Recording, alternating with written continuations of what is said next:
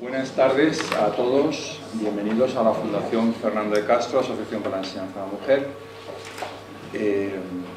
Hoy especialmente la bienvenida por desarrollarse un tema muy ligado a esta institución.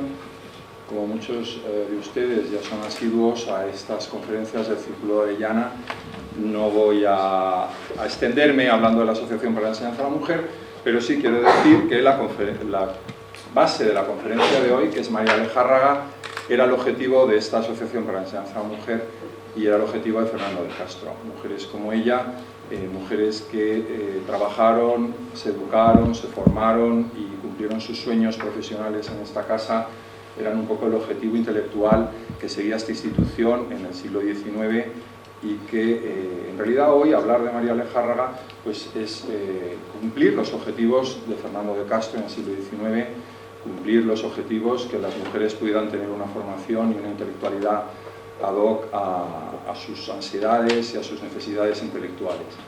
Con lo cual, sin extenderme mucho, simplemente decir que María Lejárraga y personas como María Lejárraga eran el objetivo de Fernando de Castro a mediados del siglo XIX. Quiero, por supuesto, dar las gracias al Círculo Orellana, con quien colaboramos y participamos en esta serie de conferencias, que han sido una experiencia bastante grata para todos nosotros, porque nos han permitido ir conociendo personalidades nuevas, distintas, de todos los ámbitos, y en cualquier caso, mujeres muy luchadoras que desde su intelectualidad consiguieron su sueño, desde su formación lograron posicionarse en un mundo difícil de intelectualidad, de estudio o simplemente profesional. Con lo cual, como director de esta institución, considero que todo este ciclo, las personas que lo realizan, las mujeres que componen el Círculo Orellana y todas nuestras homenajeadas, conferencia tras conferencia a lo largo de esta temporada, pues eran el objetivo de Fernando de Castro. Con lo cual, para la Asociación para la Enseñanza de la Mujer y para Fernando de Castro, pues no puede ser mayor lujo que haber acogido todo este ciclo intelectual que se ha desarrollado. Por supuesto, las gracias al equipo de la Fundación Fernando de Castro, que está siempre detrás, y aunque yo me siente aquí, pues a lo mejor se tenían que sentar ellos, porque verdaderamente son los que sacan todo adelante. En el caso de Patricia Ferrer, que está aquí con nosotros, y en el caso de Juan José Moreno, nuestro archivero bibliotecario, que ha trabajado especialmente también en el tema de María Lejárraga. Yo confesaría que cuando me hice cargo de esta fundación no tenía ni idea de quién era María Lejárraga, lo siento. Mi mundo profesional no era ese, pero me sumo a la mayor parte de la sociedad, en la cual una persona tan conocida, porque El amor brujo de Falla siempre ha estado entre mis discos, tuve la suerte grande en un cumpleaños de Su Majestad el Rey Juan Carlos de ver El amor brujo en el Teatro Real interpretado por Rocío Jurado, que fue un espectáculo, la verdad.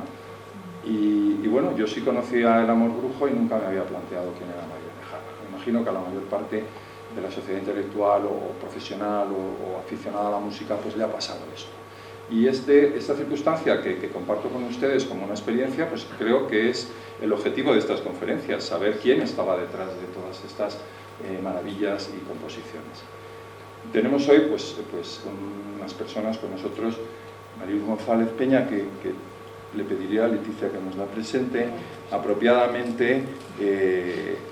Y yo pues tengo debilidad con las dos personas que están a mí al lado, que se llaman Ana Tona, que presento, y Emilio González, que son personas que trabajan el mundo de la música de una forma muy especial, porque ellos, aparte de ser cantante y pianista, investigan y han sacado sus discos siempre basados en la investigación de partituras olvidadas, de temas desconocidos, y han recuperado con gran éxito un mundo de música olvidado, porque se compuso para salones, se compuso para divertimientos, y en un momento dado pues cayó en olvido, ¿no? Y hacen una labor magnífica, y hablo de ellas no por no hablar de Mariluz, perdóname, sino porque a ellos los conozco mucho, han trabajado con nosotros en la fundación, han investigado en nuestros fondos y han dado aquí bastantes conciertos, siempre sobre música inédita, que luego han publicado y han proyectado. Con lo cual, María Lejárraga, una gran persona, una gran mujer muy ligada a la Fundación Fernando de Castro, a la Asociación para la Enseñanza de la Mujer, pero Ana Tona y Emilio González muy ligados a esta institución, haciendo un trabajo de investigación importante y espectacular que va cogiendo sus frutos con todos estos discos que van publicando. Y Mariluz González Peña, que he conocido hoy directamente, aunque sé de su trabajo y sé de su labor de investigación, sé de su trabajo en torno a María Lejarra, perdona. Y bueno, pues te doy la bienvenida y espero que sea la primera de muchas, y te agradezco muchísimo que compartas con nosotros una investigación tan interesante. Para acabar, bueno, dar unas gracias especiales a Emilio González Sanz, porque la pintura, el dibujo que tienen ustedes a mi espalda, es un retrato de María Lezárraga, pues, que ha hecho para la ocasión y ha tenido la delicadeza de ofrecernos y donarlo a la Fundación Fernando de Castro para aumentar nuestros fondos sobre María Lezárraga y sobre todos los personajes que por aquí pasaron, y así quiero transmitírselo a ustedes, un detalle pues, muy elegante y muy afectuoso, que pasará bueno, pues a aumentar nuestros fondos sobre el tema. Muchísimas gracias y Leticia, gracias Miguel. Bueno, bienvenidos todos a este ya nuestro séptimo encuentro, que está, como Miguel ha dicho, dedicado a María Lezárraga. La verdad que contar hoy con tres personas tan excepcionales como Mariluz, que luego me dejarás que te presente brevemente, como Ana Tona y como Emilio. Además es la primera vez que dentro de este ciclo tenemos unas ilustraciones musicales que nos van a acompañar, así que la verdad que gracias por estar con todos nosotros. También hoy nos acompaña una persona que es una persona especial para María Ascensión Talavera Lezárraga, porque es una persona que está muy vinculada, como luego ella nos explicará, a María por razones familiares. Así que gracias, porque para nosotros tenerte aquí sentada y que puedas intervenir en un momento dado, pues es también parte de nuestros objetivos, ¿no? Hoy finalizamos este primer ciclo de encuentros de Españolas por Descubrir, y por ello quiero dar las gracias muy especialmente a la Fundación Fernando de Castro por haber confiado en el Círculo de Orellana, apostando por la puesta en marcha de este primer ciclo, colaborando así conjuntamente, como hemos hecho, una institución que es centenaria, porque la Fundación Fernando de Castro, como sede de la Asociación para la Enseñanza de la Mujer, una institución absolutamente pionera en el siglo XIX, y ha apostado por este Círculo de Orellana, esta asociación. Somos una asociación muy joven, es verdad que tenemos mucha ilusión y muchas ganas de hacer. Esta asociación, como he ido durante estos meses explicando muy brevemente lo que era, pues por si alguno es la primera vez que viene, es una asociación sin ánimo de lucro que nace con la vocación de agrupar a mujeres profesionales de ámbitos diversos y con la misión de ayudar a otras mujeres profesionales a conseguir esos sueños que tienen.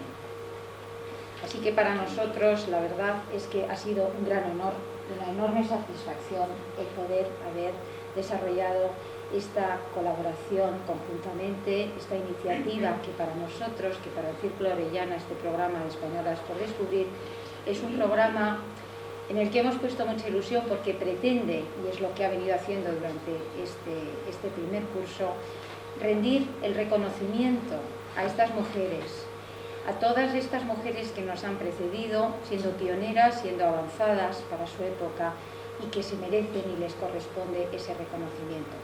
Este año han pasado, a través de estos meses, la duquesa de Osuna, Maruja Mayo, Ana de Pombo, Flora Villarreal, Sofía Torga, Matilde de Ucelay, Adela Ginés, María Goiri y hoy María Lejara. Son 9 mujeres con las que nos hemos ido encontrando mensualmente, gracias también a unas personas que han venido y que nos han aportado todo su conocimiento, como Mónica Luengo, como Lola Gavarrón, como Guillermo de Osma, como Lorenzo Caprile, Inés Sánchez de Madariaga, Alberto Ballarín, Sara Catalán, Marta García Muñoz, Juan José Moreno y hoy Mariluz González Peña, Ana Tona y Lidia González. yo para ellos, para todos ellos, porque ha sido una colaboración absolutamente desinteresada. Me gustaría darles un aplauso en representación.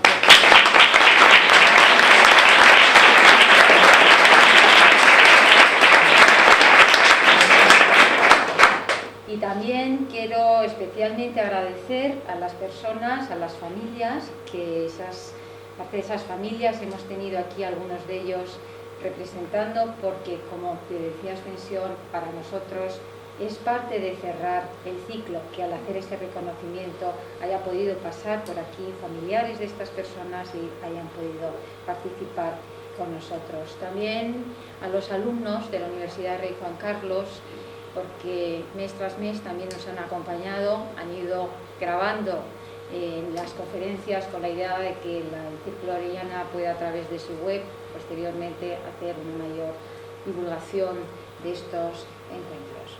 Y desde luego, todo esto no hubiese sido posible sin la ayuda y la absoluta colaboración de las personas de esta casa.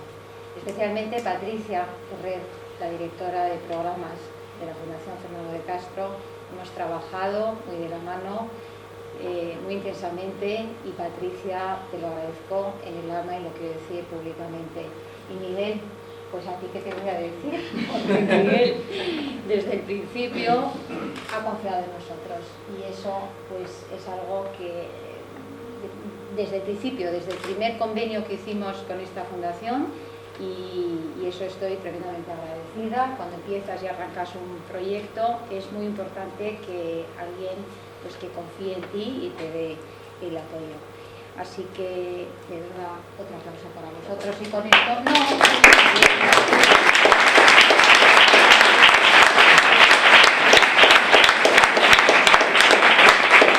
Y ya sin más, si me permitís, procedo a presentar a una gran experta en María Lejarraga. Sí, Mariluz González Peña, ciudad de Avilés, es investigadora y documentalista. Estudió en la Universidad de Oviedo, donde se licenció en Magisterio, especialidad en Ciencias Humanas, y posteriormente en Historia del Arte y Musicología. También en la Universidad de Oviedo cursó un máster en Biblioteconomía, Archivística y Documentación. Comenzó su colaboración con el catedrático Emilio Casares en la transcripción del legado Barbieri, y en 1986 colaboró en la organización de la exposición Lorca y la generación del 27. Se encargó de la transcripción de la correspondencia de Manuel de Falla, proyecto que no se llegó a editar. Fue también la secretaria técnica del Diccionario de la Música Española e Hispanoamericana y del Diccionario de la Zarzuela España-Hispanoamérica, para los que escribió numerosos artículos. En 1990 pasó a encargarse de la Biblioteca y Archivo Musical de la Sociedad General de Autores y Editores, SGAE, y desde julio de 1993 dirige el Centro de Documentación, Archivo y Patrimonio de la SGAE, siendo la responsable de la catalogación de sus fondos documentales, de los que se han editado 3 volúmenes. Sus escritos se han centrado fundamentalmente en los fondos de la SGAE y su historia, y en la vida y obra de muchos autores desconocidos de la música lírica española. En 1999, en el centenario de la SGAE, se encargó de la edición del libro Sinesio Delgado, Mi teatro, como nació la Sociedad de Autores. Desde 2004 se une al proyecto del Instituto de Estudios Riojanos, y es redirigido por Juan Aguilera Sastre, para la recuperación de la figura de María Lejarraga. En el 2005 participó en las jornadas organizadas por este instituto, llamando María Martínez Sierra, Feminismo y Música. En marzo del 2010 publicó Música y músicos en la vida de María Lejarraga. En el 2011 participó en el curso de verano Libretos en femenino, María Lejarraga y el modernismo musical en España, organizado por la Universidad de La Rioja, y en el 2012 ha realizado la documentación para un CD libro de Joaquín Pixar, María, creador, músico y Lejarraga, música emocional, música recaudada. Y en la actualidad estás trabajando en la edición del epistolario de María Lejarraga y Manuel de Falla. Una pregunta experta. La experta. Y si me permitís, antes de arrancar, digo brevemente también de Ana y de Emilio.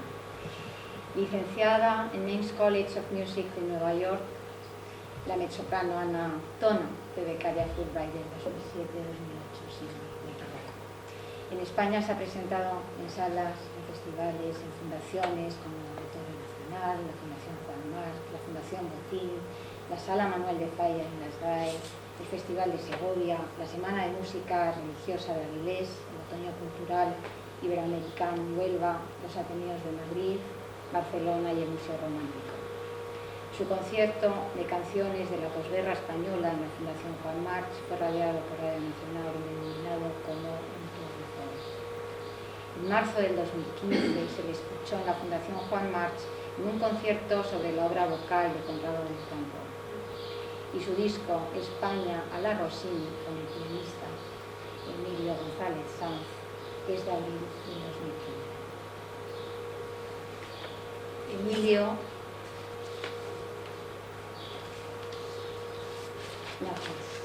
nace en Soria, comienza sus estudios musicales en Guadalajara con Pedro Espinosa, continuándolos con Sergei Yeronsky. Ingresa en la Escuela Superior de Música Reina Sofía, trabajando con Dmitri Baskirov, Galina Agiarantsnova y Marta Williams. Completa su formación con Joseph Colom en el aula de música de la Universidad de Alcalá de Henares. Obtiene premios de honor de fin de carrera en las especialidades de piano en el Real Conservatorio Superior de Música de Madrid, donde en la actualidad es profesor de música de cámara, y con el premio Música de Cámara y también en el Conservatorio Superior de Madrid. Con Fernando Pucho.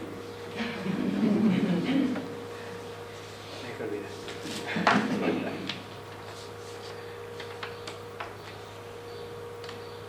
Creador, músico y pedagogo, es uno de los más brillantes pianistas de su generación. Compagina su carrera pedagógica con la concertista. Ha recuperado obras de Antonio José, de Arriaga, de Marsanao y de Granados, por centrarnos en lo que es música española. Ha sido solista con las más importantes orquestas sinfónicas y ha ofrecido recitales como pianista solista o integrado en grupos de cámara como el Cuarteto Meinacchia o el Cuarteto Yasaira. Ha realizado estrenos absolutos de obras de Monsalvache, Palacios, Yagüe y Santa Cruz, y muchos de sus conciertos han sido retransmitidos en directo por Radio Nacional. Has grabado España a la Rossini, como he dicho antes, con la mezzosoprano Ana Tona, y la melodía Encantada y Enrique Granados Recuerdos. Y creo que actualmente te encuentras en un proceso de grabación, no sé si lo habéis terminado ya. Está en proceso. Está en proceso, sí, en proceso de grabación, ¿no?, de la integral de música de cámara de Granados. Exacto. Pues ya...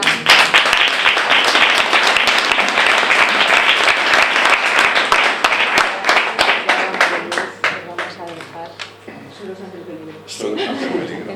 Muchas gracias a todos.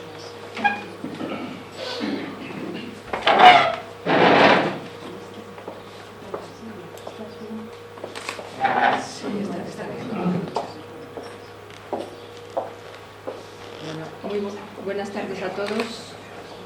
A mí me hace una especial ilusión estar aquí en un lugar donde María Lejárraga estudió y luego fue profesora. Una especial ilusión ver a una descendiente suya. Y quiero felicitar también al Círculo de Orellana y a la Fundación Fernando de Castro por la idea de este ciclo fantástico. Yo creo que solamente me he perdido una conferencia, pero me ha permitido descubrir a muchísimas mujeres muy interesantes, y poder terminar con una persona como María, a mí la verdad me resulta absolutamente emocionante. Y que me acompañen dos queridos amigos como Emilio González Sanz y Ana Tona, pues me emociona más todavía.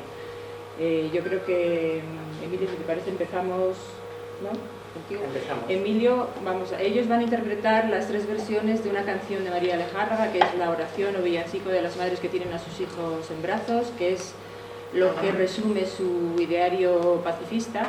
Pero antes de eso, Emilio va a empezar con una pieza del álbum de viaje de Joaquín Turina, que está inspirado por María y dedicado a ella, y va a empezar con el retrato, que es, bueno, Según don Manuel de Falla, hay unos arpegios en esto que vamos a escuchar ahora que eran el vivo retrato de la risa de María. Yo no sé si alguien aquí oyó reír a María, pero vamos, por lo menos, desde luego estas paredes la oirían, pero con Emilio vamos a poder oírlo. A recordarlo.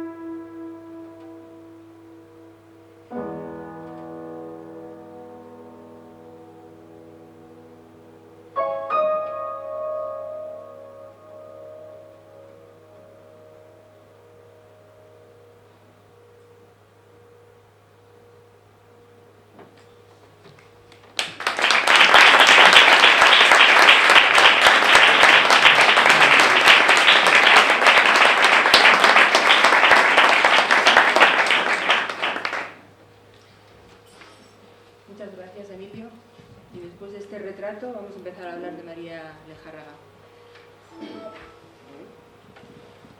María es una de esas mujeres realmente por descubrir, que parece mentira que con la cantidad de cosas que hizo nadie la conozca. O bueno, afortunadamente desde hace unos años se la está conociendo más porque hay todo un proyecto del Instituto de Estudios Riojanos para recuperar su figura.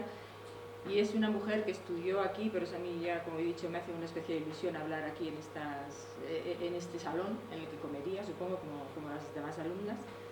Y luego incluso fue profesora aquí. Para hablar de María Lejárraga necesitaríamos no una conferencia, sino, bueno, un montón de ellas, ¿no? Como no podemos, yo lo que quiero es hacer un rápido repaso por su vida, a ver si lo hago bien. Sí.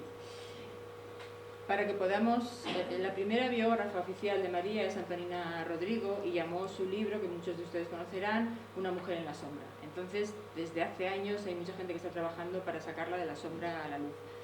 Y por eso he querido estas dos fotos que están bastante quemadas, son del archivo Manuel de Falla, pero me parecían muy gráficas para explicar lo que queremos conseguir, ¿no?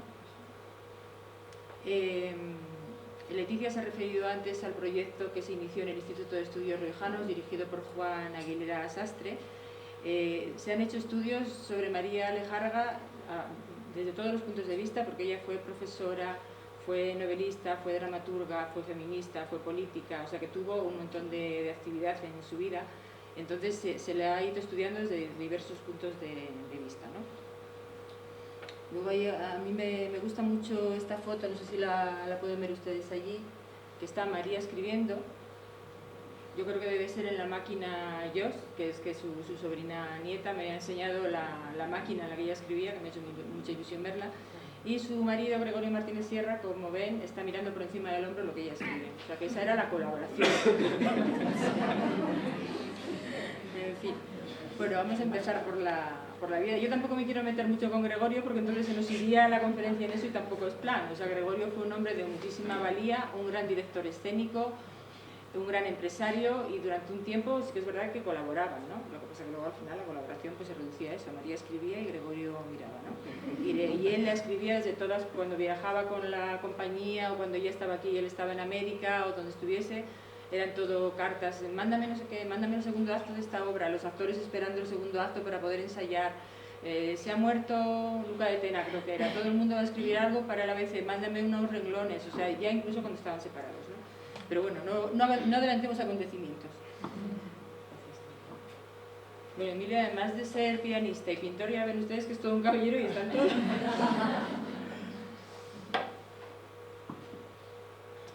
María de la O Lejárraga García nació en San Millán de la Cogolla, la patria del castellano realmente, el 28 de diciembre de 1874, el Día de los Inocentes. Y le faltaron solo 6 meses para llegar a cumplir 100 años, porque murió el 28 de junio de 1974 en su exilio en Buenos Aires. Aquí tenemos una foto de su madre, Natividad García, y de su padre, Leandro Lejárraga, que me ha facilitado otro sobrino nieto de María, Antonio González Lejárraga, y quiero darle las gracias. Su padre era médico, entonces tiene en común las dos últimas personas de las que se habló aquí, que fueron María Goyri y Adela Ginés. María tiene muchas cosas en común con ellas. Con Adela Ginés comparte el que su padre fuese médico, con María Goyri compartiría luego el Liceum Club y una serie de iniciativas más, ¿no? Y se conocieron aquí. María, como les dije, fue pedagoga, dramaturga, escritora, feminista, activista política, fue diputada socialista por Granada. O sea que en su vida hay de todo, hay para hacer una película, incluso le tocó vivir el drama personal de que su marido la engañase con la primera actriz de sus obras, con Catalina Bárcena, y ella escribía y escribía y escribía para que Catalina estrenase los papeles que ella escribía. Curiosamente, claro, Catalina encarnaba en el teatro lo que era María en la vida real, o sea, Catalina encarnaba a la buena, cuando en realidad, bueno, me voy a dejar de calificaciones morales porque si no me pierdo, no vamos a seguir por ahí. María nace en un hogar acomodado, como he dicho, hija del doctor Leandro Lejárraga, riojano, y de Natividad García, madrileña. Fue la mayor de 7 hermanos, todos los cuales fueron educados en casa por su madre, que había sido alumna de Francisco Giner de los Ríos. Sus padres eran ávidos lectores los dos, por lo tanto María desde muy niña entró en contacto con los libros, aprendió a leer con 4 años y entró en contacto con los personajes fantásticos de los cuentos y con la mitología griega. Cuando María tiene 4 años, abandonan San Millán y se trasladan a Buitrago de Lozoya. Y muy poquito después a Carabanchel, que ven aquí que hay una placa y una calle, ¿no?, donde ellos vivieron. Cuando María cuenta 6 años, ya están aquí instalados en Madrid, asiste en el Teatro Español a una función navideña de la comedia de magia La Pata de Cabra. Y este es el comienzo de su amor por el teatro, que no la abandonaría ya el resto de su vida. Otro aspecto fundamental en la vida y en el trabajo de María fueron los idiomas. Cuando ingresa educada, su madre la educó en castellano y en francés, indistintamente, y era bilingüe prácticamente desde su niñez. Su primera educación reglada tuvo lugar precisamente en esta institución, no en este edificio que aún no se había construido, sino cuando estaba en la calle de la Bolsa número 14. María se matriculó en la Escuela de Comercio en 1888, y en ella permaneció los 2 años siguientes. Obtuvo el título de profesorado de comercio el día de su santo, el 18 de diciembre de 1891. También comenzaría aquí sus estudios de inglés, que luego le servirían para su labor de traductora teatral de obras, por ejemplo, de Shakespeare. Y quiero leer una cosita que me he encontrado justo la semana pasada, revisando un catálogo de un librero de viejo. De repente me encontré con un fascículo que yo no conocía. Es un folletito de 38 páginas que se titula En memoria de doña Mercedes Sardá y Uribarri, 1875-1963, editado en 1964. En esta época María está ya en Buenos Aires porque está exiliada, pero esta señora, Mercedes Sardá, había estudiado aquí también, había sido compañera de María, era un poquito más joven, un año, y piden a una serie de personas, solo los hijos le hacen una especie de corona poética a su muerte y piden a diversas personas que estuvieron en contacto con ella que escriban algo. La primera que escribe es María, ella firmaba María Martínez Sierra, y recuerda pues eso, su estancia aquí con Mercedes Sardá y con María Amalia Goiri, que era un poco mayor que ella y que cursaba tercero de comercio mientras María cursaba primero. Dice ella: asistíamos las tres en la penúltima década del siglo XIX a la misma escuela, aquella asociación para la enseñanza de la mujer, fundada por don Fernando de Castro, en la cual fuera profesor para nuestras madres don Francisco Giner de los Ríos. Ellas, las últimas románticas, le llamaban la estrella Sirio, a Giner de los Ríos. Nosotras teníamos, entre otros, al geógrafo de fama universal, gran soñador de exaltados destinos para España, Rafael Torres Campos. La escuela insigne despertó en nosotras una ansia de saber implacable, una pasión de trabajar sin límite. En fama no pensábamos ninguna de las tres. ¿Acaso sin darnos cuenta de ello, sentíamos que eso del amor a la gloria es flaqueza propia de varón? Claro, si pensaba esto, ya es un poco más fácil entender por qué luego no quiso nunca reivindicar la fama ni reivindicar la autoría de sus obras, ¿no? Hay que ponerse también en el momento en que María vivió. Pero yo quería leer esto por lo del inglés, porque ella cuenta: al ingresar en la escuela sabía ya francés y conseguí permiso para asistir como oyente a las clases de inglés. El profesor de inglés era nada menos que don Calixto García, el famoso jefe rebelde de las guerras de Cuba. Bueno, en esas clases de inglés eran en las que coincidía con María Goiri. A ver si vuelvo. Bueno, aquí, como les dije, trabó conocimiento con María Goiri, luego coincidiría con el Liceum Club y la Asociación Cívica. Entre 1891 y 95 estudió en la Escuela Normal de Maestras, aprobando con sobresaliente la reválida que la convertía en maestra de primera enseñanza. Tras aprobar las oposiciones, fue destinada a la Escuela Modelo, situada en la Plaza del 2 de Mayo, donde fundó y dirigió en 1899 la Biblioteca Educativa, para la que escribió la única obra firmada con su nombre, Los Cuentos Breves. Como otras buenas alumnas de la institución, se convirtió en profesora de la Asociación para la Enseñanza de la Mujer, dando clases de inglés en 1909, ya en este edificio. Sin embargo, poco después renunció a su plaza porque ya empezaban a triunfar en el teatro y habían obtenido el éxito con alguna novela, y el tiempo que dedicaba a escribir le quitaba tiempo para las clases, y María era muy cumplidora y nunca quiso faltar a las clases por otro tipo de compromisos. En los veranos pasados en Carabanchel conoció a Gregorio Martínez Sierra, que era amigo de sus hermanos, era 7 años más joven que ella, y tenían en común que ninguno de los dos bailaba y los dos eran muy aficionados al teatro. Entonces empezaron a hablar de teatro, una cosa llevó a la otra, empezaron a escribir juntos y acabaron convirtiéndose en novios y luego se casaron. En 1900, si no estoy equivocada, el 30 de noviembre de 1900, como el piano la pianola que es en 1900. Y aquí está todo pensado. Todo. La única obra, como les dije, que María publicó con su nombre fueron Los Cuentos Breves. Ella explica que llegó a su casa con el libro, toda orgullosa, con un libro con mi nombre, y en su casa, que estaba llena de libros, no le hicieron mucho caso. Entonces ella dice que pilló una perreta, un berrinche así, interior, porque ella los berrinches los pillaba siempre interiormente. María era una mujer que nunca perdía los nervios, que nunca tenía una mala palabra para nadie, que nunca tenía un mal gesto. Entonces, bueno, si el berrinche fue cierto, el berrinche sería cierto, imagino, pero vamos, si eso sirve para explicar que nunca firmase con su nombre, ya es otra historia, ¿no? En casa de Gregorio, como no había libros, llegó con el suyo y todos le hicieron, bueno, dice que abrieron hasta champán, entonces, bueno, pues, ahí estamos, ¿no? Pero en cualquier caso, hay que tener también en cuenta la fama que las mujeres literatas, entre comillas, tenían en la España del siglo XIX y comienzos del siglo XX. Y por otra parte, María ocupaba un cargo público estatal.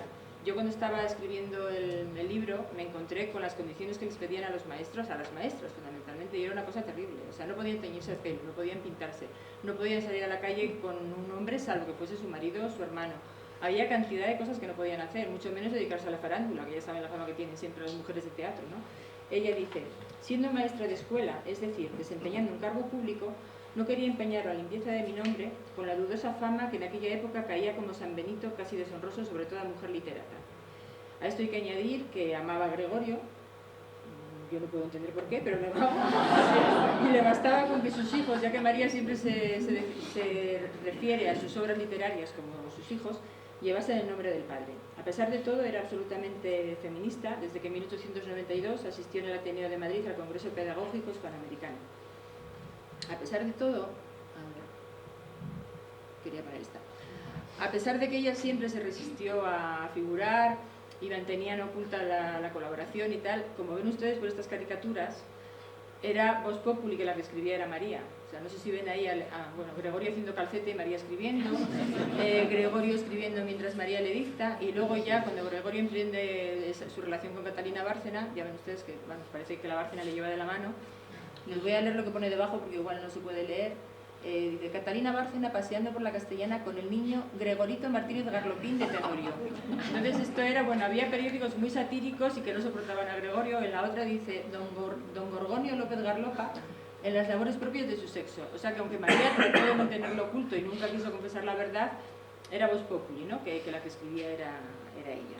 Y eso lo sabía muy bien, sobre todo cuando ya se dedican al teatro, está la compañía ensayando y de repente se quedan parados porque como María, por su labor feminista y política y tal, muchas veces no estaban en la misma ciudad que Gregorio, pues estaban esperando y dicen, no, estamos esperando a que doña María mande el segundo acto o mande el primer acto o lo que sea, ¿no? O sea que bueno, era un secreto, pero no tan secreto.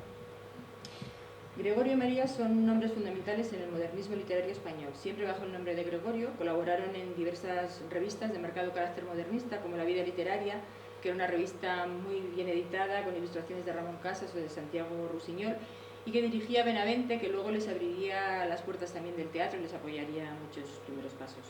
A través de esta revista entraron en contacto con los nombres más importantes de la vida artística e intelectual del momento y se mantenían al tanto de las últimas tendencias teatrales en Europa, lo cual les serviría de mucho cuando Gregorio se hizo cargo del Teatro Eslava y durante 9 años realizó allí una labor fantástica de modernizar el teatro español y de traer el teatro extranjero que estaba más de boga en el momento, sobre todo gracias a las traducciones que hacía María. O sea, María traducía del francés, traducía del inglés, sabía ruso y un poco de alemán, o sea que era una mujer políglota. En 1903 fundaron Helios, que fue la revista clave del modernismo español, y establecieron un intercambio con las revistas extranjeras, sobre todo francesas, ¿no? Y tenían el ideal de belleza como concepto supremo. En esta revista, el alma de la misma era Juan Ramón Jiménez, un gran amigo íntimo del matrimonio, que fue uno de los pocos confidentes de María en sus penas de amor con Gregorio y con Catalina, ¿no? Solamente Juan Ramón Jiménez y Falla sabían de boca de la propia María lo que ocurría. En 1907 vuelven a la aventura editorial con la revista Renacimiento, que solo publicó 10 números, pero luego el nombre de Renacimiento lo utilizaron para la editorial. En la editorial Renacimiento publicaron los principales nombres españoles, como Unamuno, Baroja, Benavente, Pérez de Ayala, Machado, Juan Ramón Jiménez, evidentemente, Concha Espina o Ricardo León. En la editorial María no solamente se encargaba de escribir, sino que se encargaba de la administración de la editorial. Había hecho comercio aquí, no os olvidéis, por lo tanto podía llevar las cuentas de la editorial perfectamente. Y además se encargaba del contacto con los colaboradores. En 1906 les llegó el primer éxito literario con la novela Tú eres la paz, que la tenéis ahí en la diapositiva. Y en 1907 se publica La Casa de la Primavera, que creemos que es el único libro que realmente escribió Gregorio, aparte de aquel primero del que hablamos. La Casa de la Primavera es un libro escrito en poesía todo, tiene poemas de Rubén Darío, de Juan Ramón Jiménez, y Gregorio se lo dedica a María. O sea que es un momento feliz de su matrimonio en el que están colaborando, todo les va bien y él escribe ese libro. Después obtienen ya bastante reconocimiento con La Humilde Verdad y con Tú eres la paz, y eso ya a María le permite dejar de trabajar como maestra, como dije antes, y ya se dedica a escribir continuamente. En 1911, esto ya lo vimos, en 1911 les llega el gran éxito de Canción de Cuna en el teatro, y que bueno, ya sabéis que Canción de Cuna después se ha hecho película en España, en Estados Unidos, o sea, hay un montón de versiones, ¿no? Y en España la que más nos suena es la última, que fue la de José Luis García. Y ese año también es cuando empiezan a colaborar con diversos músicos y empieza su dedicación al teatro lírico, pero eso lo veremos posteriormente. La relación de María y de Gregorio, como ya mencioné antes, sufrió un duro golpe cuando este inició una relación sentimental con Catalina Bárcena. aunque mantuvieron la apariencia de normalidad y de hecho seguían viviendo juntos, hasta 1922, que fue cuando nació la hija de Catalina. Yo digo lo de la hija de Catalina porque también había dudas de que fuera de Gregorio, pero claro, ya no vamos a hacer pruebas de ADN, ya no queda ninguna, así que nos quedamos ahí. En ese momento Gregorio abandonó el domicilio conyugal para irse a vivir con la actriz. Curiosamente, María, en una carta que le escribe a Juan Ramón Jiménez desde Londres en diciembre de 1906, cuando todavía vivían momentos felices, ironiza un poco sobre Gregorio y las actrices. Le dice ella: algo hay de eso que usted dice de té y de palcos. El señor Martínez Sierra está echadísimo a perder, porque todas las actrices de la comedia son guapas y han dado en la manía de abrazarle por los pasillos. Pero yo tengo un traje de terciopelo negro. ¿No se anima usted a venir a verle? Y una cocinita de gas donde salen las chuletas a la parrilla con una espiritualidad asombrosa. Con estas armas no temo rivales. Como además hace sol casi todos los días, el tiempo va pasando casi deprisa. María amaba el sol sobre todas las cosas, por eso lo de la editorial Helios, y su casa en Francia se llamaba Helios también. Y ella siempre tira de humor, incluso en los peores momentos, ¿no? Pero el dolor por la traición de Gregorio tuvo que ser muy profundo, porque en una carta anterior a Juan Ramón, a raíz del fallecimiento de Valeriano, uno de los muchos hermanos de Gregorio que murió de tuberculosis, María le decía: no le puedo explicar mi tristeza, no es aguda ni desesperada, sino honda, honda, como si me hubiesen arrancado una raíz del corazón. Y es que Victoriano era para mí una de las tres únicas personas, Gregorio, mi padre y él, de cuyo cariño estaba absolutamente segura. Bueno, supongo que el padre y el hermano de Gregorio se merecerían el cariño de María, lo de Gregorio ya lo vamos a dejar entre comillas. A pesar de su separación, bueno, estoy diciendo que no quiero hablar mal de Gregorio. Estás delatando. Estoy delatando, sí. No lo puedo evitar. Bueno, a pesar de su separación física, María nunca dejó de escribir para Gregorio, pero sí aminoró un poquito su producción, porque se dedicó con mayor intensidad a sus inquietudes políticas. Fue una de las primeras feministas españolas, participando en proyectos como el Liceum Club, que podéis ver ahí en la diapositiva, y fundando la Asociación Española de Educación Cívica. Comprometida con el socialismo y el feminismo, luchó incesantemente por los derechos, educación y emancipación de la mujer. Al fin y al cabo era algo que había mamado en esta asociación, ¿no? Entonces ella había podido vivir como mujer de otra manera, se había podido educar y quería que el resto de las mujeres pudiesen hacer lo mismo. Y luchó mucho también por las clases menos favorecidas de la sociedad. El 22 de marzo de 1913, María Guerrero estrenó en el Teatro de la Princesa un monólogo que se titulaba Solo para mujeres y se subtitulaba Conferencia contra el amor pronunciada por una de sus víctimas. El monólogo, la conferenciante era la actriz, lógicamente, que estaba viuda 2 veces y hablaba de la esclavitud del amor. Pero yo lo traigo aquí porque María esboza aquí una curiosa teoría acerca de hombres y mujeres. Dice la actriz: cuando la futura mamá está en perfecto estado de salud y sobre todo cómelo bastante, el bien alimentado fruto de sus amores es hembra. Cuando la nutrición es escasa, el ángel de Dios que viene a este mundo es hombre. Dice: el hombre es, por lo tanto, una hembra fracasada, un ser humano que se ha quedado a medio desarrollo por falta de alimento, una mujer con hambre.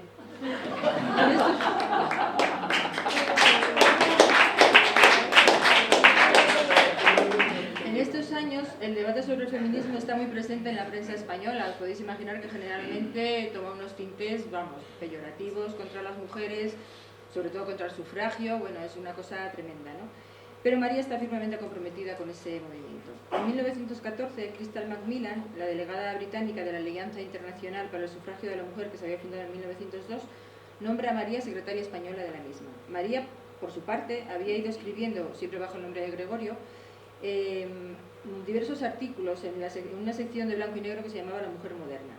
Entonces es una gran aportación al feminismo lo que escribe María aquí. Todos estos ensayos que va publicando en blanco y negro se recopilan en A las mujeres de España en 1916, que aquí por cierto tienen una edición preciosa dedicada por María a esta institución. Y a este primer libro seguirían Feminismo, Feminidad, Españolismo, La Mujer Moderna y Nuevas cartas a las mujeres. Incluso cuando Gregorio está en América le pide que escriba cartas a las mujeres de América. Ahí lo tenéis, una diapositiva muy mala, pero bueno. Porque él piensa que puede dar esas conferencias antes de los estrenos de teatro y tal, y de hecho ella escribe las cartas a las mujeres de América y se llegan a publicar ahí. También en su teatro, siempre sin estridencias, sin rupturas o enfrentamientos violentos, porque no iba con el carácter de María, está patente la idea de que la mujer y el hombre deben trabajar juntos. En Mamá, El ama de la casa, en Amanecer y luego en la traducción de Casa de Muñecas de Ibsen, María va dejando siempre ahí su mensaje de que hombre y mujer tienen que trabajar juntos de que juntos han poblado la tierra y por lo tanto juntos deben hacer del mundo un mundo mejor, ¿no? En una conferencia que pronunció Gregorio en el Teatro Eslava en 1917, que se titulaba De feminismo y que luego se publicó en Feminismo, Feminidad, Españolismo, María, por boca de su marido, explica su ideal de feminismo. Dice: el feminismo quiere sencillamente que las mujeres alcancen la plenitud de su vida, es decir, que tengan los mismos derechos y los mismos deberes que los hombres, que gobiernen el mundo a medias con ellos, ya que a medias le pueblan, y que en perfecta colaboración procuren su felicidad propia y mutua y el perfeccionamiento de la especie humana. Era desde luego un ideal muy alto, ¿no? Que luego no se llevó a cabo. Las organizaciones feministas empiezan a surgir en España. En 1918 se funda la Asociación Nacional de Mujeres Españolas y la Liga Española para el Progreso de la Mujer, seguida por la Unión de las Mujeres de España, en la que María tuvo bastante que ver, y la Cruzada de las Mujeres Españolas. Lo de la Cruzada ya veréis que algunas eran de carácter marcadamente católico, que luchaban contra las otras, y este recelo que tenían unas asociaciones de otras dio el traste con el intento de celebrar en Madrid el 8º Congreso de la Alianza Internacional para el Sufragio de la Mujer, que se celebró finalmente en Ginebra con la asistencia de María Lejárraga. El 24 de julio de 1931, María, que había sido fundadora del Liceum Club, ve que está tomando un sesgo un poco aristocrático, un poco clasista, y piensa que hay que fundar otro tipo de asociación. Y entonces, bueno, da una conferencia en el Ateneo planteando esta necesidad, y al año siguiente se funda la Asociación Femenina de Educación Cívica, de la que ella fue su primera presidenta, buscando la mejoría de las mujeres, especialmente las de la clase media, al igual que esta institución, ¿no? En cuanto a su militancia socialista, aquí está su ficha de afiliado. Bueno, esto es ya la ficha que tiene de cuando se exilió a Francia. María conoce a Pablo Iglesias, ella lo cuenta en sus memorias, siendo muy niña, cuando tiene 13 años, una cosa así. Y cuenta que le impresionó, que oía como que las palabras de Pablo Iglesias tenían el inconfundible tinte de la verdad, ¿no? Y entonces, bueno, ella estaba muy impresionada, pero hasta 1919 no empieza a relacionarse con la Agrupación Femenina Socialista de Madrid, que le pide que imparte una conferencia en la Casa del Pueblo madrileña, ¿no? Su ingreso oficial en la Agrupación Socialista fue en 1931, año en el que publica La Mujer Española ante la República, y en 1933 fue elegida diputada por la candidatura de Fernando de los Ríos en Granada. Entonces, bueno, ahí está hablando con Matilde de la Torre, la diputada asturiana, que fue una gran amiga suya. Ahí en esa foto, bueno, es imposible ver a todos los que están, pero ahí está ella con Fernando de los Ríos, que tuvo muchísima relación con Ginés de los Ríos, que era su suegro, y con los Lorca, ya que la hija de Fernando de los Ríos se casó con el hermano del poeta. María formó parte de la Comisión de Instrucción Pública y trabajó activamente en las Cortes por las reivindicaciones de los jornaleros andaluces. Tras la Revolución de Asturias de 1934, que para María no la revolución, sino la represión que tuvo lugar posteriormente, ella dice que en ese momento la República empieza a morir. Entonces, ella forma parte del Comité de Mujeres Antifascistas que presidía Dolores Ibárruri, que al ser declarado ilegal se transforma en la Organización Pro Infancia Obrera, presidido por Clara Campoamor. María fue miembro del Comité Pro Presos del Partido Socialista, de la UGT y de las Juventudes Socialistas Españolas, y colaboró con la Federación Sindical Internacional para auxiliar a los presos de octubre. Cuando estalla la Guerra Civil, forma parte de la Comisión Gubernamental para las Indemnizaciones de los Heridos de la Guerra, y en octubre del 36 la nombran agregada comercial de la Delegación de España en Berna, y al año siguiente era secretaria gubernamental de la Delegación Española de la 23ª Conferencia de la Oficina Internacional del Trabajo celebrada en Ginebra. En 1938 se hace cargo de un grupo de niños españoles que se trasladan a Bélgica, invitados por el Partido Obrero belga, y María ya no vuelve a España, o sea, sale en ese momento y ya no puede volver. En 1946 preside la sección socialista de los Alpes Marítimos, a la que corresponde, no sé si veis ahí esa tarjetita del homenaje que le rinden a María, la sección de Marsella, por su labor allí, ¿no? He traído esto aquí porque, bueno, el Partido Socialista de Granada, o como os digo, yo fui diputada por Granada, en el año 2016 ha creado un premio de igualdad que se llama María Lejárraga, y el premio que entregan es este grabado que me parece precioso, de Asunción Jodar, basado en la misma fotografía en la que se ha basado Emilio para su retrato, ¿no? También el Ayuntamiento de Madrid, un poquito 10 años antes, creó el premio de teatro María Lejárraga, también para fomentar la igualdad de oportunidades, o sea que siempre la relaciona, pues eso, con el feminismo, con la lucha por las mujeres, ¿no?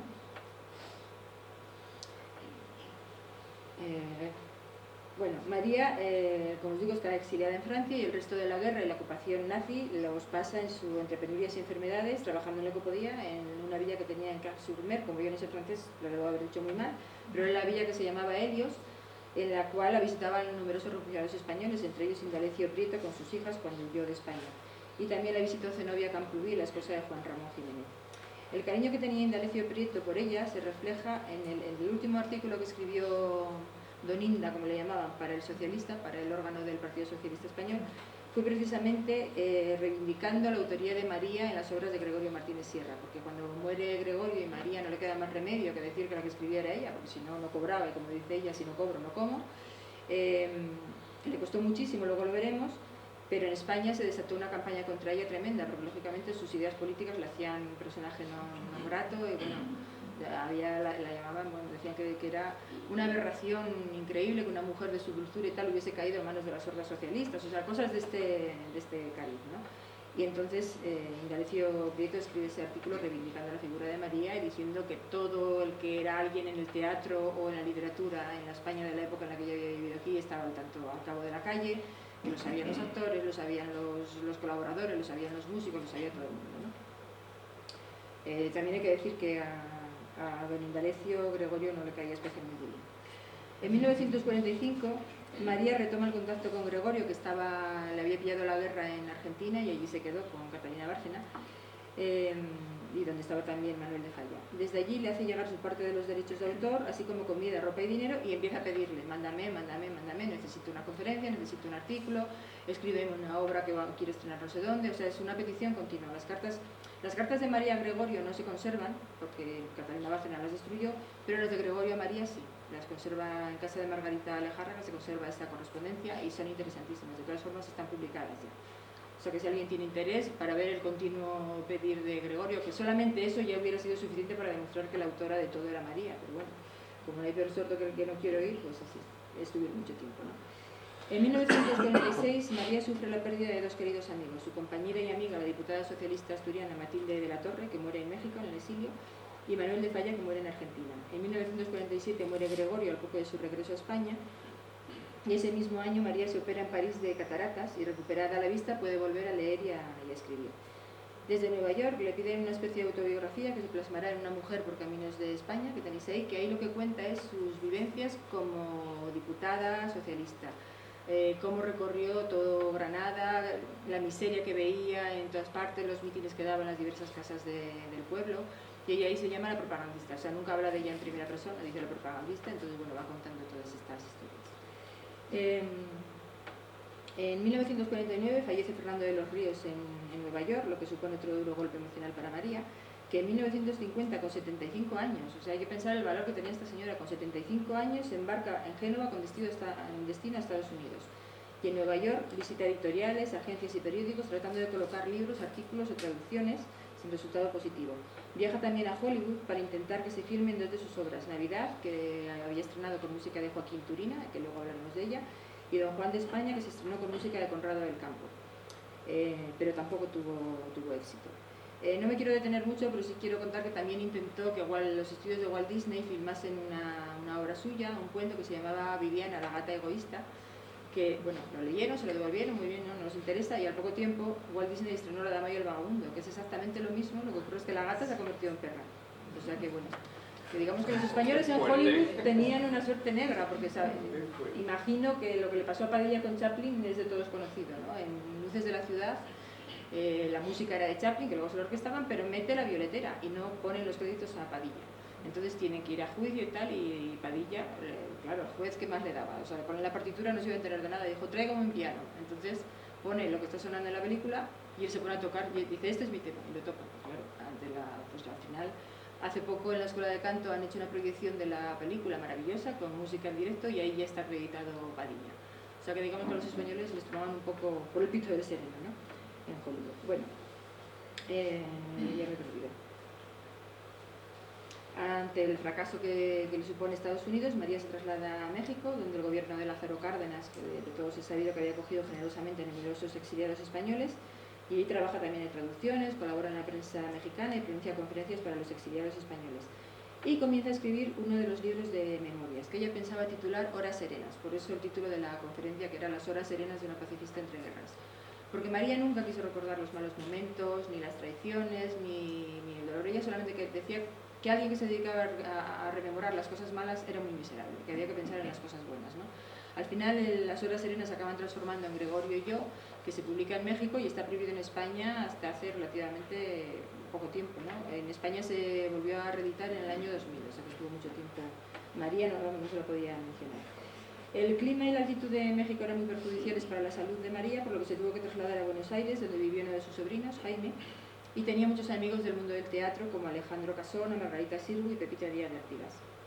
Sin embargo, su empeño en ocultar su nombre tiempo atrás le pasa ahora factura, porque no consigue que nadie se tome en serio que ella es la viuda de Gregorio Martínez Sierra, sobre todo porque Gregorio, en el tiempo que estuvo allí con Catalina, la había presentado como su esposa, entonces claro, no encajaba, ¿no? Y aún había sido más pérfido, no voy a ser. Hay algunas obras ponían G y M Martínez Sierra. Claro, María decía, claro, M Martínez Sierra soy yo, María Martínez Sierra. Ay, no, don Gregorio siempre nos dijo que era un hermano suyo que se llamaba Mariano. O sea, hasta ese punto. Quiero decir que, en fin, es difícil defender a Gregorio, yo lo siento mucho, pero es así. Bueno, ella no le queda más remedio que trabajar en todo lo que encuentra, trabaja en la radio argentina, escribe en diversas revistas y periódicos como El Tiempo, Maribel y La Prensa. Y en 1960 publica ya con su nombre Fiesta en el Olimpo. Aquí lo veis.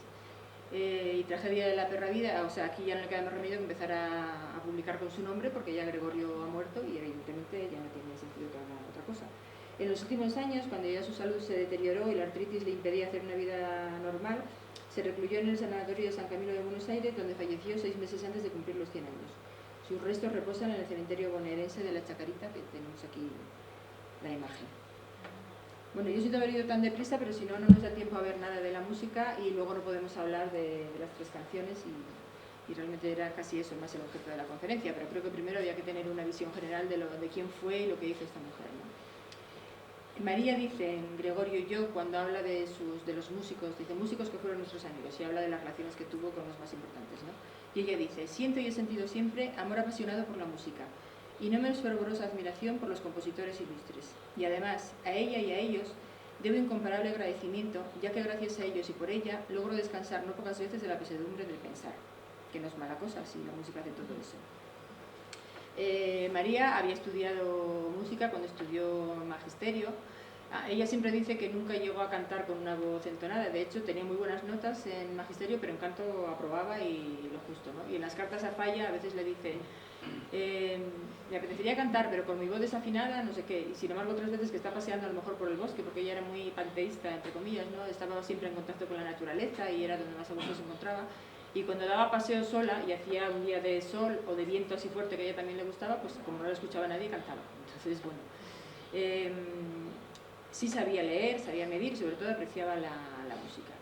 En los viajes que hace por Europa está siempre al tanto de las últimas tendencias musicales. Por ejemplo, cuando están en París en 1905 ve a los ballets rusos, que supongo que ella en ese momento no se podía imaginar la importancia que iban a tener después en su vida, con el amor brujo y con el sombrero de 3 picos, ¿no?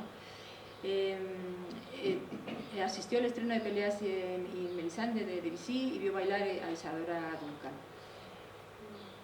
En 1906 está viajando con Gregorio por Alemania y están en Colonia y van a asistir a los maestros cantores de Nuremberg. Ya habían oído cosas de Wagner en el Teatro Real y María cuenta que cuando van a comprar las entradas las baratas ya estaban vendidas, entonces tenían que elegir o la cena o la ópera y se decantan por la ópera. Y yo, tiene mucho mérito porque aguantar una ópera de Wagner con el estómago vacío, en fin, tiene tela, ¿eh? En ese mismo año, en un viaje que hacen a Londres, asisten a un concierto de Edward Grieg, que ella se lo describe en una carta a Juan Ramón Jiménez, y en el descanso del concierto les llega la muerte de Ibsen, del que ella había traduciría posteriormente Casa de Muñecas, y que era el autor de Peer Gynt, la obra más famosa de Grieg, ¿no? O sea que ella aprovechaba siempre para ponerse al día de lo que había en música. Y su estancia en París, además, conocieron a Albéniz y en casa de Albéniz conocieron a toda la vanguardia musical francesa, ¿no? En 1913, yo creo que conocen a Falla en París. Y aquí he puesto amontonados a todos los músicos con los que trabajó María Lejárraga. Algunos les he deformado un poco, como al pobre Joaquín Turina, pero bueno, pueden ver ustedes a Manuel de Falla, Joaquín Turina, la única mujer con la que colaboró, que fue María Rodrigo, Amadeo Vives, Vicente Lleó, Ramón López Montenegro, Manuel Fondeanta, Ángel Barrio, Rafael Calleja, Jerónimo Jiménez, Conrado del Campo, José María Usandizaga y Julián Bautista. María colaboró con las 3 generaciones musicales del siglo XX, o sea que eso habla mucho de lo que apreciaban sus textos, ¿no? Quizá precisamente porque ella sabía mucho de música, y en una sociedad como la española, que ha sido la clase intelectual española ha sido siempre sorda a la música. Los políticos actuales siguen siendo sordos y no hay forma. O sea, hay alguna rara excepción, como le ocurrió a Galdós, por ejemplo, que hizo crítica musical. De hecho, antes de triunfar con su primera novela, se ganó la vida como crítico. Clarín también hizo alguna crítica musical, y creo que Valera, pero vamos, son habas contadas. Generalmente los intelectuales españoles han vivido de espaldas a la música, y el caso de María no fue así. Así que cuando muere María en 1974, el gran crítico musical Enrique Franco publica un artículo muy bonito en el diario Arriba con el título Doña María y sus músicos, reconociendo en 1974, cuando todavía hace poco una grabación del Amor Brujo seguía viniendo a nombre de Gregorio Martínez Sierra, que evidentemente está registrada así, no se le puede quitar de la ficha, digamos, pero por lo menos hay que poner Gregorio María. En 1974 Enrique Franco ya reconocía su autoría en obras como Las golondrinas, La llama, El sombrero de 3 picos, El amor brujo, Jardín de Oriente o Margot. Franco repasa la relación personal y laboral con Falla, Turina, Usandizaga y termina diciendo: estos fueron los músicos de Doña María, o al menos los más importantes, pues la amistad mantenida con Albéniz, Granados y Vives, o la breve aportación de Jiménez a las comedias Lirio entre espinas y La suerte de Isabelita, podrían completar el cuadro, amén de otras presencias y amistades extranjeras. En un mundo intelectual eminentemente desinteresado por la música, la actitud de Doña María cobra mayor significado. Los autores más importantes en la vida de María fueron sin duda Falla y Turina. Y Usandizaga, claro, no podemos olvidar Las golondrinas. Y yo señalo siempre a María Rodrigo por ser la única mujer y porque luego además coincidieron también en el Liceo Club. Pero tuvo un montón de colaboradores, como vemos aquí. Sus primeros pasos en el teatro musical los dan en 1908 con Amadeo Vives, que en ese momento María dice de Vives que había heredado el trono que a su muerte había dejado vacante Ruperto Chapí, o sea, se había convertido en el rey de la zarzuela, ¿no? Con Vives estrenan 2 obras, El robo de la perla negra en 1908 y Bergamino el Lampo en 1922. El robo de la perla negra tuvo muchísimo éxito, y Bergamino el Lampo, que escribieron en colaboración con Eduardo Marquina, y que además estrenó Emilio Sagi, que era el mejor cantante del momento.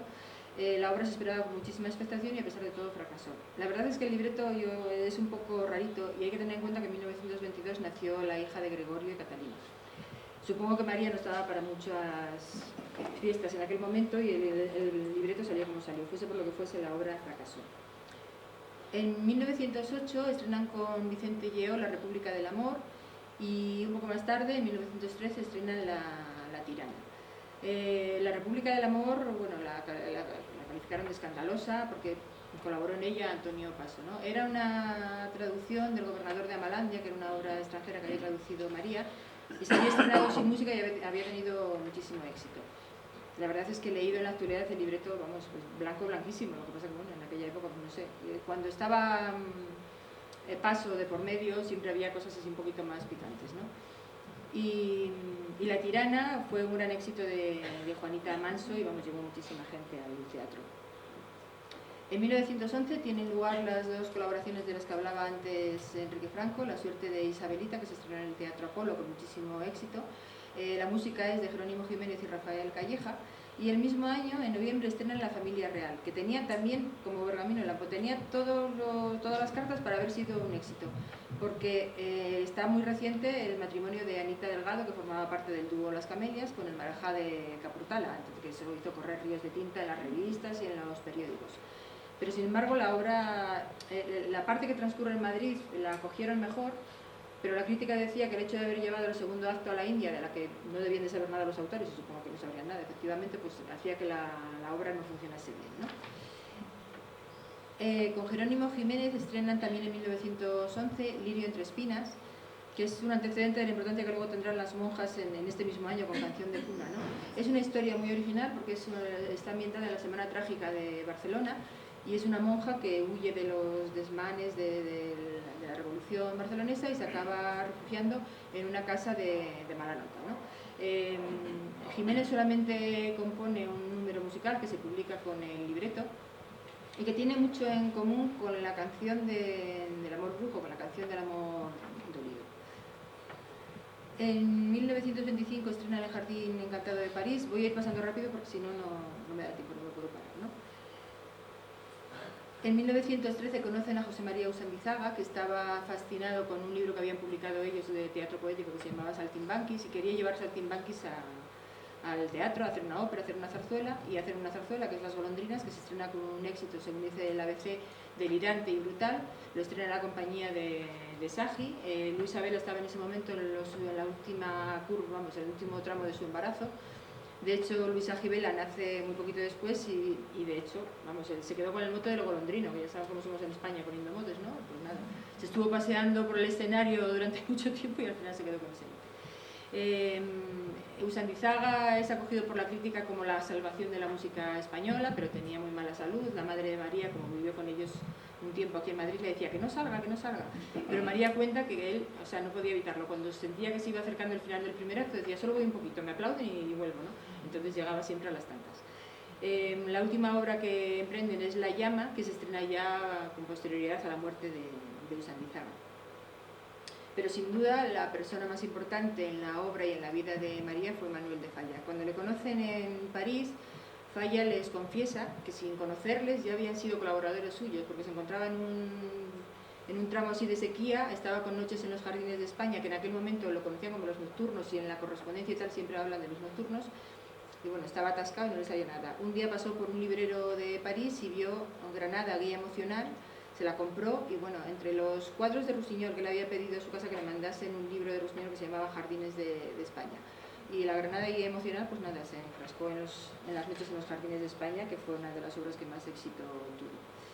Pero sin duda el mayor éxito que tuvieron juntos fue La gitanería El amor brujo, que se estrenó en 1915, escrita por petición de Pastora Imperio, que luego se transformaría en ballet a petición de Diaghilev. Posteriormente estrena en el Teatro Eslava la pantomima El corregidor y la molinera, basada en la obra de Pedro Antonio de Alarcón, y Diaghilev también le pide a Falla que la convierta en ballet y se estrena El sombrero de tres picos, que la estrenan en Londres con muchísimo éxito. Son realmente las dos obras que han permanecido en el repertorio. Pero aparte de estas obras que hicieron, luego tienen diversos proyectos que no llegan a terminar, como Fuego Fatuo, que os he puesto aquí la edición que acaba de sacar el archivo Manuel de Falla. Fuego Fatuo estaba basada en música de Chopin, que Falla era muy chopiniano, pero trataba de dos mujeres que se disputan el amor de un hombre. Ya saben ustedes que Falla era muy religioso, tenía muchísimos escrúpulos morales y él quería que las dos mujeres fueran ángeles. Y como le decía María, si los dos son ángeles, ¿de dónde está la historia? No había... Bueno, pues al final, por lo que fuese, cada uno echa... María dice que fue él por sus escrúpulos morales, Falla dice otras cosas. La cuestión es que la obra no se llegó a estrenar. Y otra obra que se les quedó sin estrenar fue, bueno, tienen una suite de música para voz y piano, de la que Falla solamente escribió El pan de ronda que sea la verdad, que está editado y está grabado. El resto de la suite, que se conservan los textos de María, pero Falla no llegó nunca a componerlos. Y otra obra que fue la que propició que se distanciaran fue Don Juan de España, que también están muchísimo tiempo hablando de ella en la correspondencia, y llega un momento en que nadie sabe por qué la obra Falla no la entrega. Falla era bastante pesado, con perdón, componiendo, ¿no? O sea, en esta época que está en relación con los Martínez Sierra, como le están acicateando de continuo, pues escribe más deprisa, pero luego se tira, bueno, la francesa no la termina nunca, ¿no? Entonces, al final, bueno, Gregorio decide darle la obra a Conrado del Campo y es uno de los mayores éxitos del teatro de arte de Martínez Sierra. Pero Falla se siente ofendidísimo, dice que era un proyecto al que le tenía mucho cariño. Lo que pasa es que ahí ya la relación se rompe. Bueno, no se rompe del todo porque María nunca deja de escribirle ni él de contestarle, ¿no? Ella se interesa por su salud, cuando sabe que está enfermo le escribe, cuando Falla ya está muy mal le contesta a su hermana, pero hasta el momento de la muerte de Falla María sigue manteniendo el contacto con él, ¿no? Otro personaje muy importante es Joaquín Turina, que era muy amigo de Falla y los dos formaban parte de la tertulia madrileña de los Martínez Sierra. Turina compone el álbum de viaje, del que Emilio nos ha tocado antes el retrato de María Martínez Sierra, Y hay una historia muy curiosa porque, o sea, ellos están viajando por Marruecos, por el norte de África, para ambientar lo que terminaría siendo Jardín de Oriente, pero que al principio le llaman Los moros y la pastora, El amor y la muerte, o sea, le van dando diversos nombres porque tardó mucho en llegar a estrenarse, ¿no? Y cuando Falla manda las pruebas, Falla, Turina tenía mucha fe en Falla, que bueno, es el compositor más importante en ese momento, sin duda, ¿no? Y cuando Falla ve que la obra se llama La compañera de viaje, dice que eso no puede ser, que compromete gravemente el decoro y la honestidad de María. De Gregorio no sabemos que dijese una palabra, ¿no? Pero bueno, Turina se lo piensa y entonces lo que hace es llamarlo álbum de viaje, pero está dedicada a María Martínez Sierra y la primera pieza es Retrato. Y dice que casi todo Falla no estaba tranquilo porque no sé si os disteis cuenta, hay unos arpegios en la obra que, según Falla, eran la viva imagen de la risa de María. Entonces, bueno, yo ahí lo dejo, ya cada uno que saque las conclusiones que quiera, ¿no? Con Joaquín Turina estrena en 1914 Margot, que María dice que fracasó por Los Reventadores. La verdad es que la obra se estrenó después en Zaragoza y en Sevilla con muchísimo éxito, o sea que puede que tuviese algo de razón. Después se estrena La adúltera penitente en 1917, ahí con Catalina Bárcena, que era un papel que le iba al pelo. Y por fin ya en 1923 se estrena Jardín de Oriente.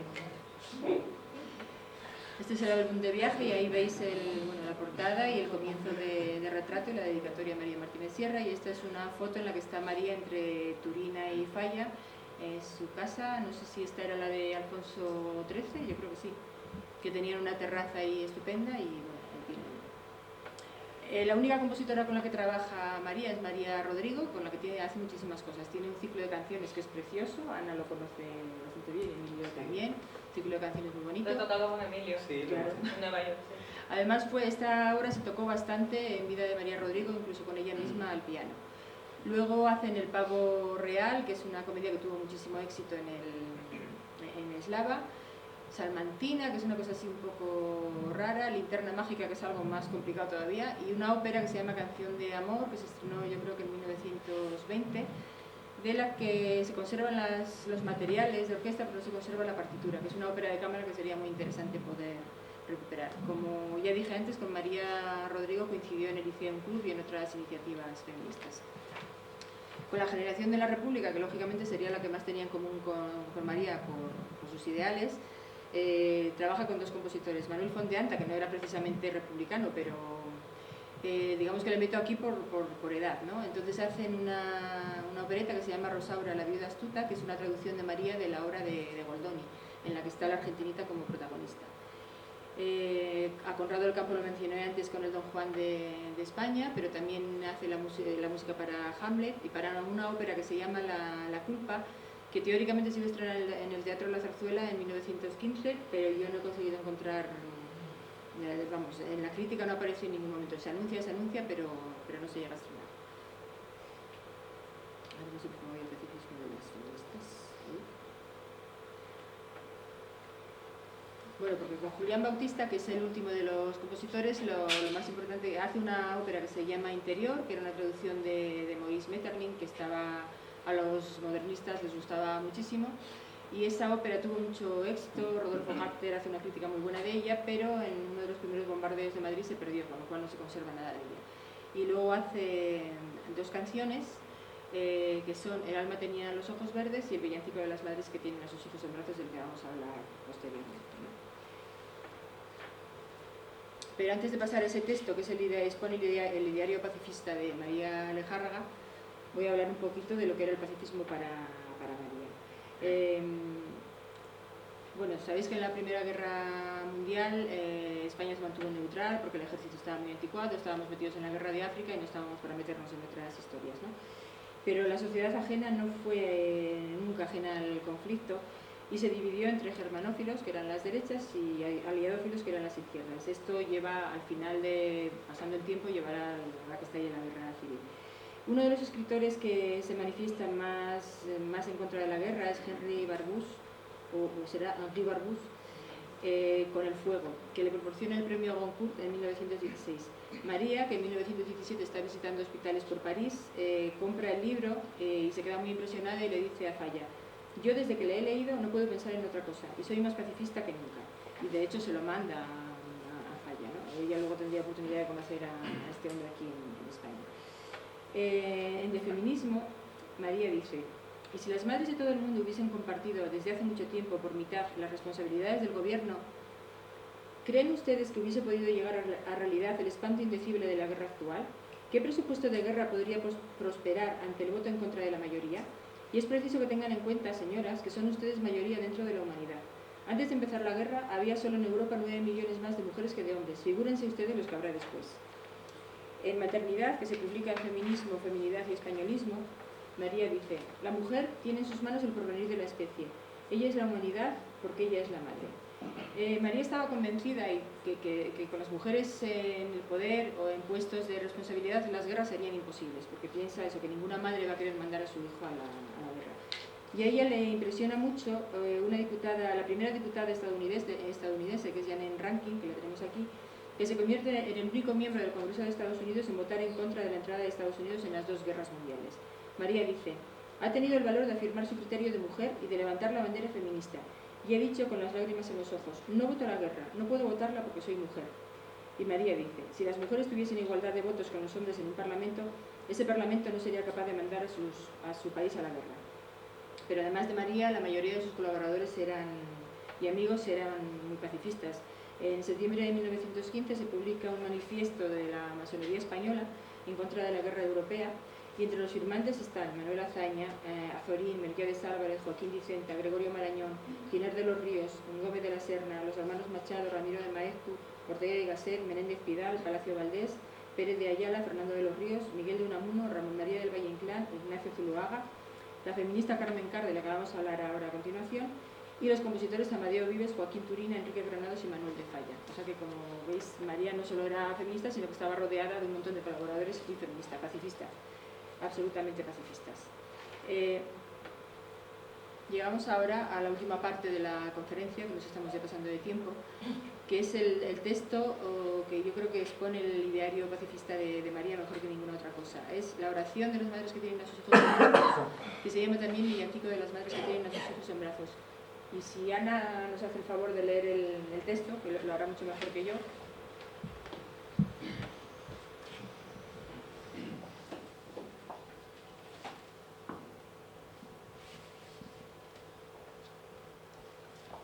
Dulce Jesús, que estás dormido, por el santo pecho que te ha amamantado, te pido que este hijo mío no sea soldado.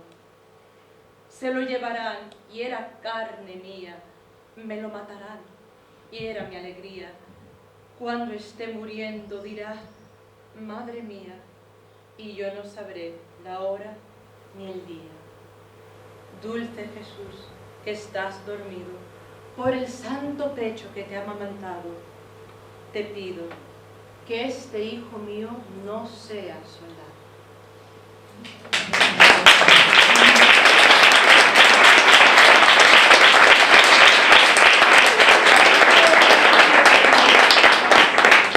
Muchas gracias, Ana.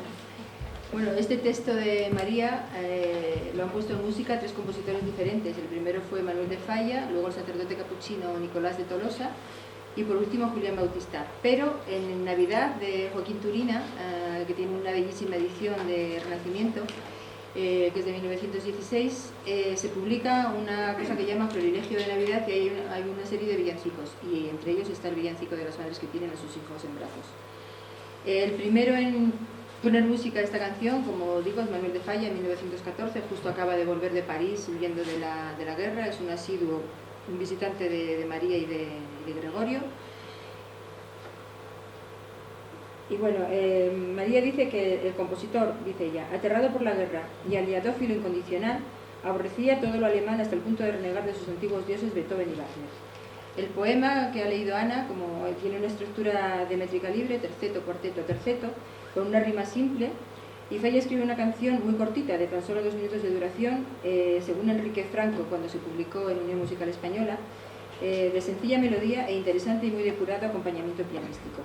La música de Falla subraya el dramatismo del texto de María y sorprende por su estilo internacional, alejado del lenguaje nacionalista con el que trabajaba en aquellos años, manifestado en las 7 canciones populares españolas que se habían estrenado el mismo año.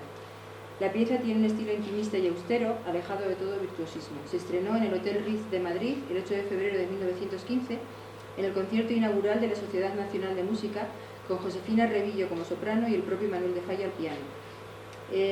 Hay un programa precioso de este concierto, en el que figuraban Falla, Turina y Conrado del Campo, estrechos colaboradores todos de María, y Turina anota en su agenda de ese año que el éxito de la obra de Falla fue brutal, lo cual no es de extrañar si, como hemos visto antes, todos los implicados en los que se relacionaban con María y muchos de los que estaban implicados en esta Sociedad Nacional de Música se habían declarado antibelicistas.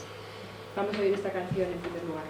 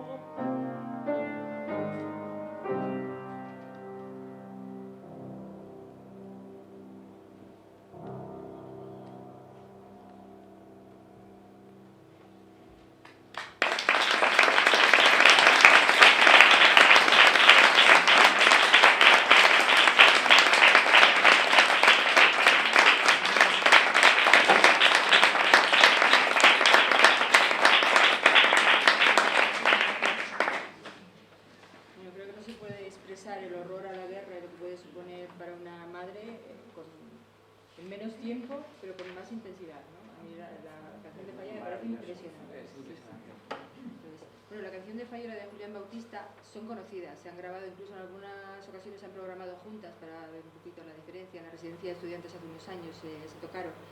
Pero el segundo compositor que trabaja sobre esta canción es el sacerdote capuchino Nicolás de Tolosa, que tengo que decir que le conocí a través de John Bagüés, el director del Archivo de Compositores Vascos, o Vasco de Compositores, porque yo esta versión no la conocía y él me facilitó la partitura. Esta se estrena al año siguiente y se publica en una revista que se llama Feminar, que era el órgano de las feministas pacifistas catalanas. Es una historia un poco rara. Este era un fraile capuchino navarro, miembro de la fraternidad capuchina de la iglesia de Santa María del Rosario de Pompeya, esa foto corresponde a esa iglesia, que está situada en la Diagonal de Barcelona. Respeta el mismo esquema que de Falla, igual que hace Julián Bautista, y estrena la obra un año después. La canción es un poco más larga que la de Falla y yo creo que más descarnada, más dramática, ya lo veréis ahora, ¿no? Es más descarnada y más dura, el piano a veces está un poco cargado, pesante, es casi un poco expresionista la canción, ¿no? La fuerte presencia de la disonancia, la falta de acordes eufónicos, una cierta independencia rítmica del acompañamiento, crea un lenguaje expresionista y un poco agónico. La partitura se editó en la revista Feminar, como ya dije, y en esa edición se hace constar que fue un encargo del Comité Femenino Pacifista de Cataluña, que en ese mismo año, 1915, se había creado en una reunión de feministas católicas en el Ateneo barcelonés. Su impulsora y presidenta fue Carmen Car, que sería otra de esas españolas a las que habría que descubrir, Leticia, yo ahí te lo dejo, igual que María Rodrigo, por supuesto.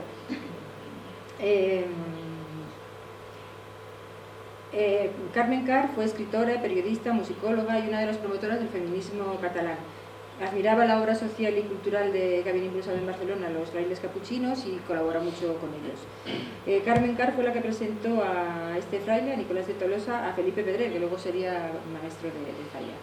Ella tenía unas aspiraciones un poquito parecidas a las de esta institución, ¿no? Aspiraba a dotar a las mujeres de las herramientas que las pudiesen capacitar para ejercer una profesión y conseguir la igualdad de derechos con los hombres.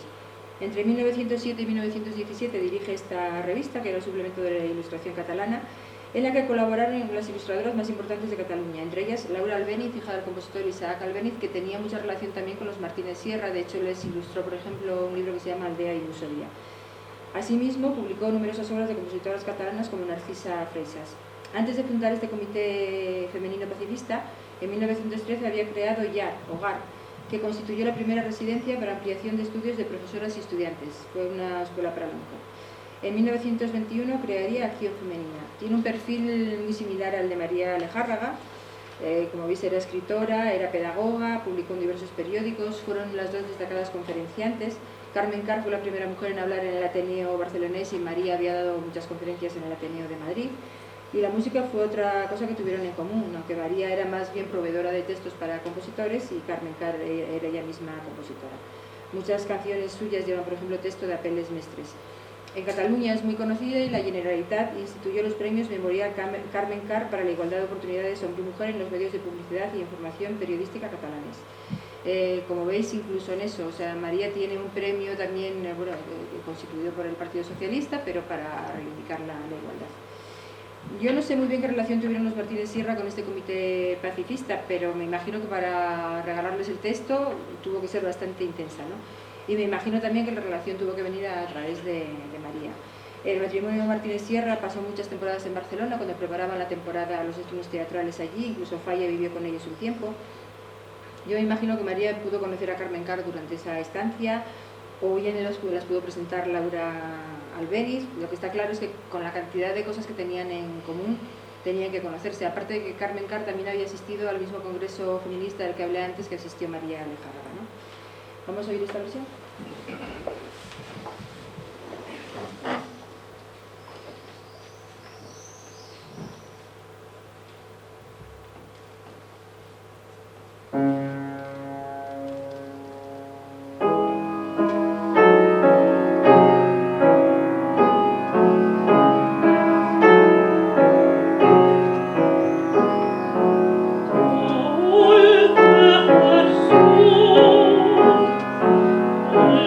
Jesús,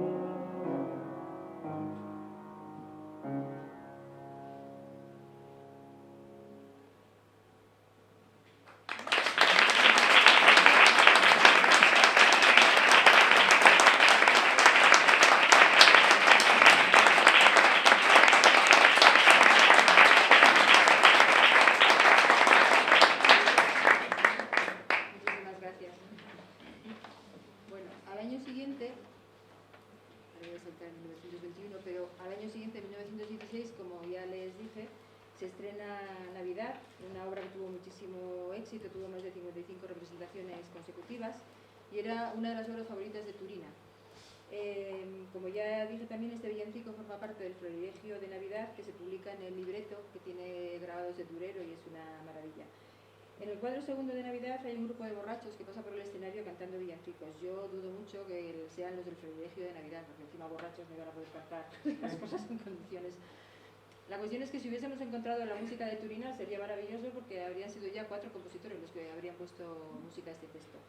Pero en el texto de Navidad volvemos a encontrar a una madre que clama contra la guerra, en la que ha perdido un hijo. Hay un personaje que se llama Ubalda, una vieja borracha que le explica a la Virgen, bueno, en Navidad la Virgen en el día de Nochebuena baja del altar con el niño en brazos y se va a recorrer los barrios más pobres de Madrid. Entonces, bueno, en una de esas escenas esta señora le explica a la Virgen las razones que le han llevado a beber. Dice, al más chico, que era un cacho de pan, se lo llevaron a servir al rey y lo han matado los moros. Dice el libreto con amargura dolorosa. ¿Que de qué le habrá servido al rey que maten los moros a mi hijo? Ni de qué le iba a servir tampoco que mi hijo haya matado a otro moro, que tendría madre igualito que él y ganas de vivir lo mismo que él. Entonces, bueno, esa idea de que las madres no pueden soportar la guerra, de que ninguna madre puede ver con tranquilidad que el hijo vaya a la guerra, está presente en todas estas obras. La tercera y última versión que tuvieron los dramáticos versos de María Lejárraga fue la de Julián Bautista, que vuelve a elegir el título de villancico de las madres que tienen a sus hijos en brazos. Yo pienso que a lo mejor todo esto era por respeto a Falla, por no volver a utilizar el mismo título, no sé, se me acaba de ocurrir, es una tontería, pero bueno, puede ser. En 1921 Julián Bautista tiene solo 20 años, o sea, es un genio porque ya ha compuesto también la ópera interior, como dije antes. Esta obra está situada estéticamente en el ámbito del periodo neoclásico, con una música sobria, con una clara misión de hacer el comentario musical del contenido de los versos. Se estructura en 3 partes, como las otras 2. La primera está dominada por el espíritu casi de una canción de cuna. A veces parece que la música te mece, ¿no?, con la que se canta el primer terceto. La segunda es fuertemente contrastante, como ahora veremos, en la que se transmite el drama de los versos en los que hablan, se lo llevarán, y la carne mía, me lo matarán, y era mi alegría. Y en la tercera se vuelve al dolor contenido de la primera, la canción de cuna. Julián Bautista consigue casi una microópera, donde contrapone el amor materno y el drama de la muerte, con 2 músicas en fuerte contraste.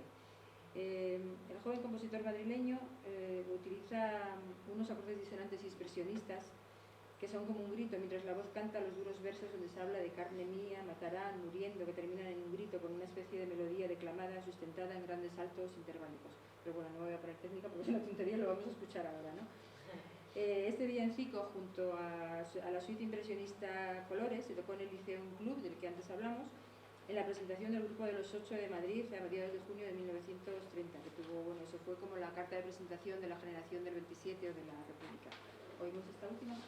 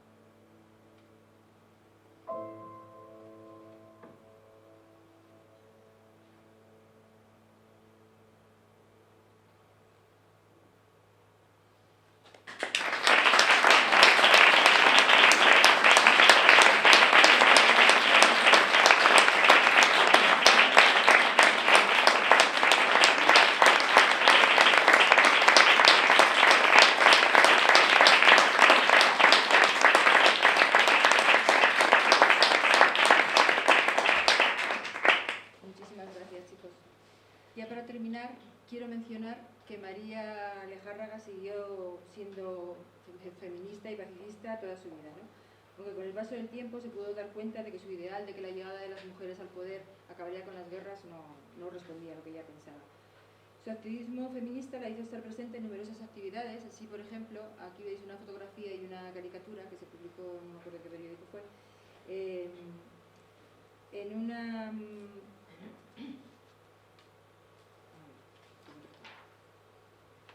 Participó en un mitin abolicionista, no de la esclavitud, sino de la prostitución, que para ella era otra forma de esclavitud, sobre todo para la mujer, ¿no? Con el paso del tiempo, la labor de María aumentó muchísimo en la época de la República.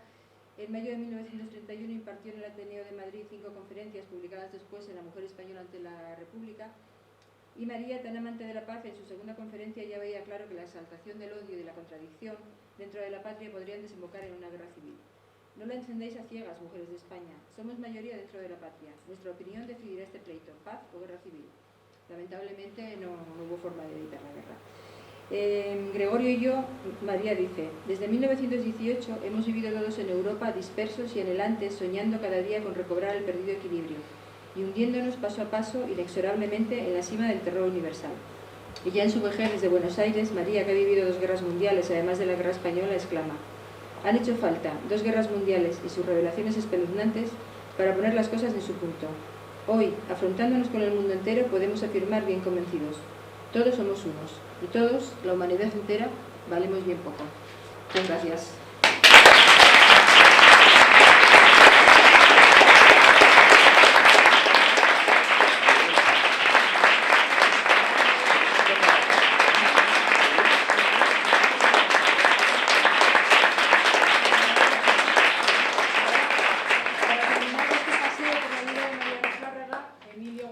Va a tocar otra pieza del álbum de viaje que se llama precisamente Paseo Nocturno, y yo quiero daros las gracias más rendidas y más profundas. Muchísimas gracias, chicos.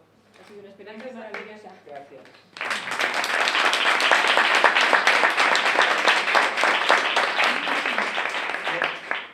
No iba a decir nada, pero después de esta ilustración maravillosa de este personaje tan revelador, creo que su filosofía, si no lo he entendido mal, era quedarse con los momentos felices, ¿no? Entonces, hemos escuchado música tristísima, inspirada por un texto tristísimo, tristérrimo, no sé, tristísimo.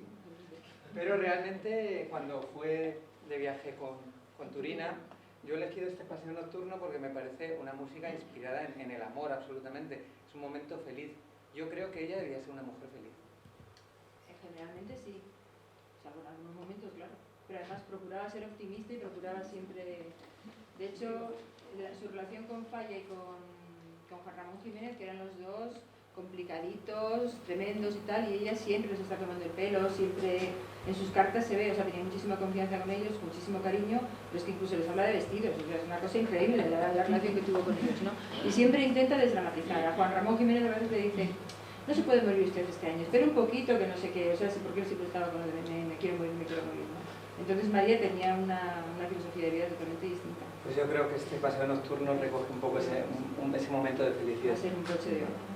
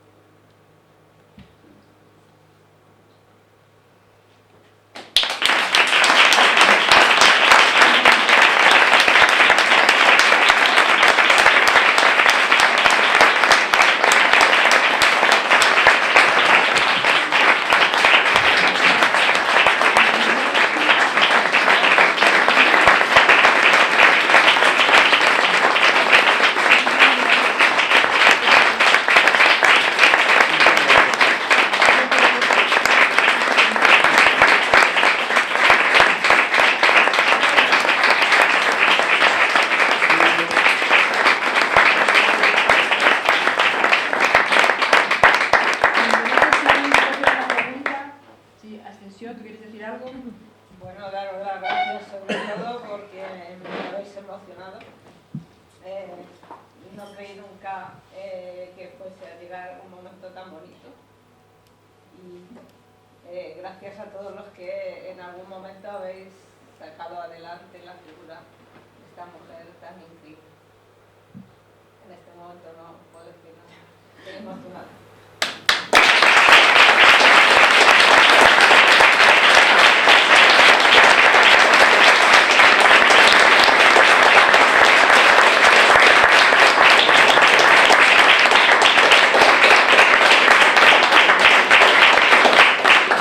Tenemos entre nosotros también a Joaquín Pixán, que ha sido mencionado antes, y Joaquín ha grabado el disco este que se mencionó de música emocional, música recobrada.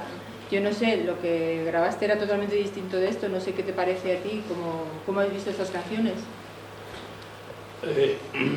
Bueno, pues yo lo primero que tengo que decir es, una vez más, rendirme hacia tu erudición sobre tantas cosas. No, que estamos hablando de María Lejárraga, no de mí, ¿eh? No, a eso voy, y sobre todo sobre María Lejárraga. Cuando yo oí por primera vez a María Lejárraga fue precisamente en un programa de radio que tú protagonizabas en Radio Nacional de España, y recuerdo que iba hacia Sevilla, que yo no conocía a esta señora maravillosa, y te oí hablar de ella, y en ese momento sentí la necesidad de hacer ese trabajo que finalmente hice de la mano tuya. Lo hicimos con otras personas, y que yo canté y que yo auspicié. Y debo decir que pues es una mujer que realmente es una joya realmente. Todos esos valores que ella tenía, que tú evidencias cada vez que hablas de ella, y me parece que la relación que ha tenido con gente tan importante demuestran la calidad humana y como gran escritora que fue también humanista. Muchas gracias. ¿Alguien más o damos la velada por terminada? Yo tengo que decir que me he sentido muy feliz, porque para mí hablar de María Lejárraga es ya como hablar de alguien de la familia, y tener a alguien aquí de la familia me emociona especialmente. Y luego muchas gracias a tantos amigos que habéis venido, que eso también me emociona mucho.